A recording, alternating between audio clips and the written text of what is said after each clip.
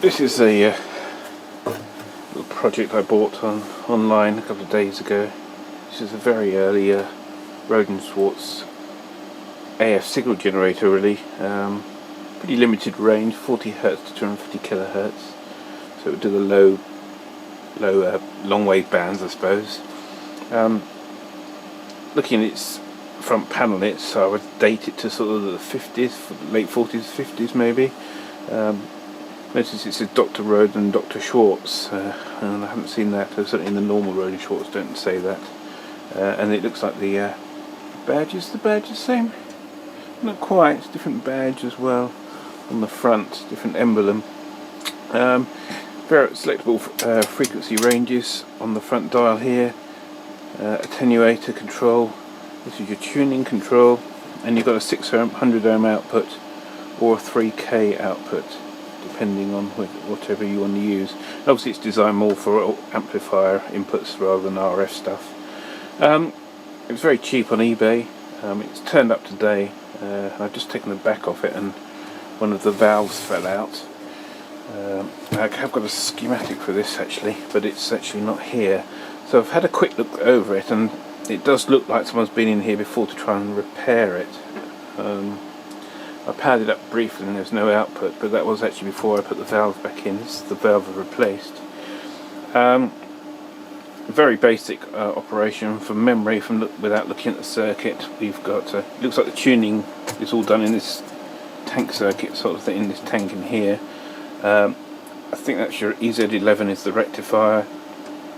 These two valves here are 100 volt reference regulators, so you feed the B plus into here, and these regulate your output to 100 volts. And there's a couple of valves here. One I think is the mixer, you know, for the oscillator, and one is the output valve.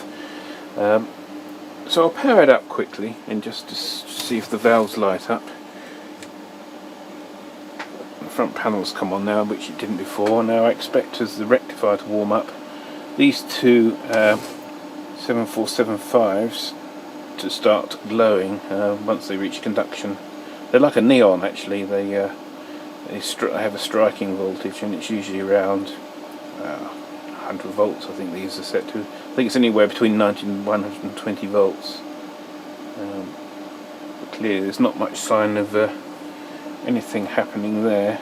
Just give it a few more seconds to warm up, and then we'll have a quick look to see if we can see any high tension on any of the valves, and if that's not the case, then we'll try and work back and see if we can find what's wrong. I mean, it could be an open transformer. It was sold as not working, so I'm not too worried if it doesn't work really. I paid very little for it. It's just intrigue really, because I'm interested to see the early Rohde and Schwarz test equipment and see what it's like inside. Now, it's clearly not going to produce any HT there for the moment, so let's turn it over and have a look underneath.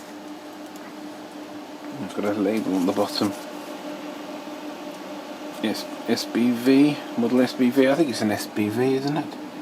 It was an SRV, I thought it was. It doesn't say on the front panel. Just an inspection stamp, I think all that is. So we've got a couple of Phillips capacitors on the back here. We've got a cap sort of strapped on the bottom here, a couple of large value capacitors. So, capacitor's loose there. And then we'll have a look at that. There's a broken wire there. Okay, so this looks like, I'm not entirely sure, but this looks like, is this, what voltage is this? This is all high tension stuff as well, but also you've got this is probably the main filter capacitor, and as it's been rattling around, I'm be surprised if the wire's fractured off it. So what I'll do is reconnect that wire up, and we'll switch it on again so we get striking on the on those regulator valves. If we don't, I'll get the meter out and just have a quick look so there's anything obviously wrong. So let's strip that wire back.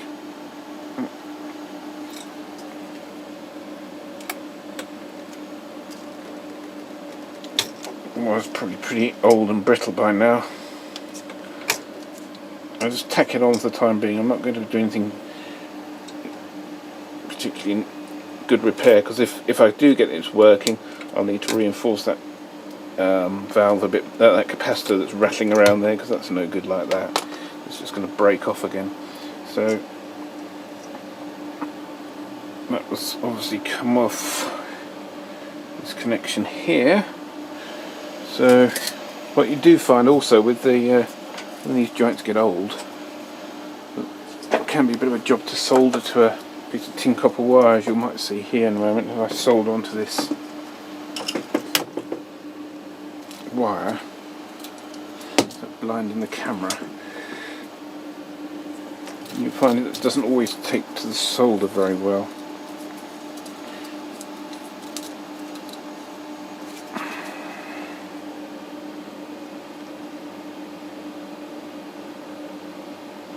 I don't know if you can see that, but it's not taking at all. So what you need to do, it's got that old wire smell, the old cloth around the wire, it's got a unique smell. Scrape off the surface with a pair of pliers or a scalpel blade.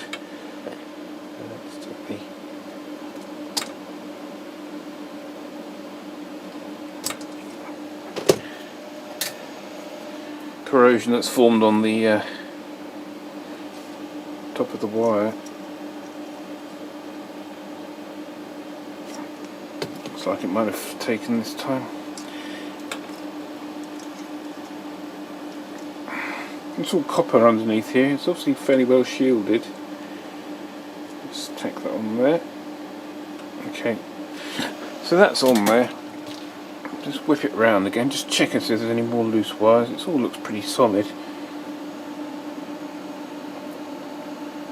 I don't think any of these caps are replacements. I think that's all pretty original. Let's whip it round.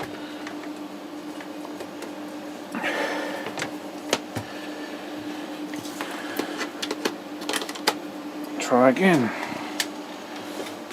So we can get anything on those valves again, and if not, then we'll just check the HT and see if we have got any HT forming.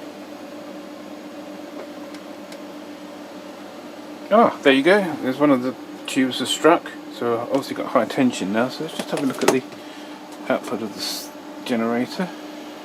Now that's just mains pickup, so I need to find my earth clip for my scope. Would be useful. What I'll do is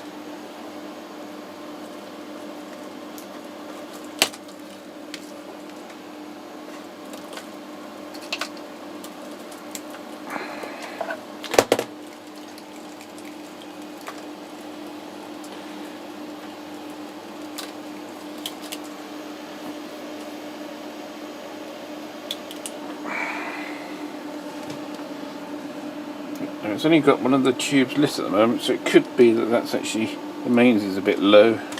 Got a good chassis point somewhere.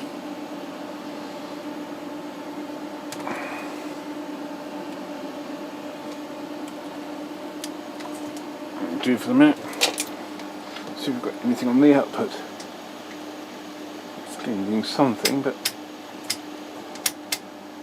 it's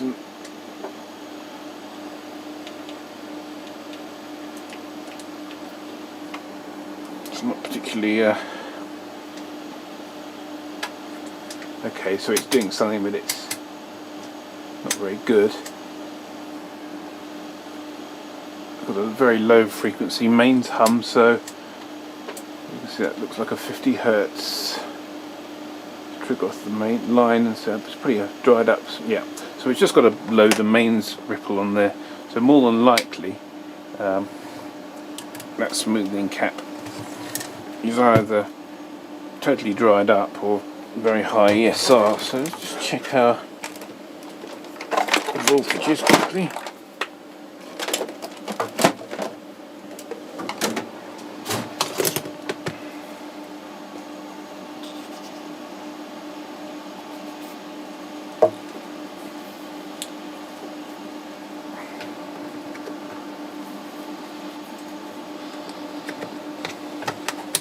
I need to check the manual just to confirm the output voltages, but let's just see what we've got on here.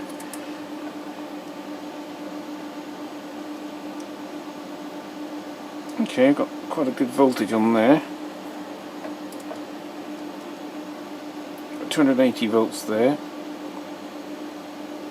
272 there. So look at these two. 216, 212. So these all look like all these caps have got voltage on them. Now, I think the next thing I will have to do is I'll have to find the circuit diagram. Unfortunately, the manual's actually written in German, which will be a bit of a pain. But we might have to work out what caps are what, and so we can work out why there's no output on the from the unit. Because here's the output wire. This is clearly the output potentiometer here, because it goes straight to the straight to that pot. Let's turn that off a second. Just out of interest, how long does it hold its volts for? Yeah, they're pretty okay, these caps actually. They certainly seem to be holding their voltage quite well. So there's, yeah, so here we got this is the output of the unit, goes through to this potentiometer here, and then to the red wire here. So when it's fully clockwise, it's fitting through that red wire. That red wire comes, that's the ground connection, so that must be maximum attenuation. Is that right? That's the output of the unit there, and this is just a matching resistor to give it the high impedance output. And you go through this brown wire here to this centre wiper, and you've got one wiper that goes down to chassis here, if you can see by this capacitor, and the other end, this red wire can't be going to ground as well, can it? Oh no, it's not.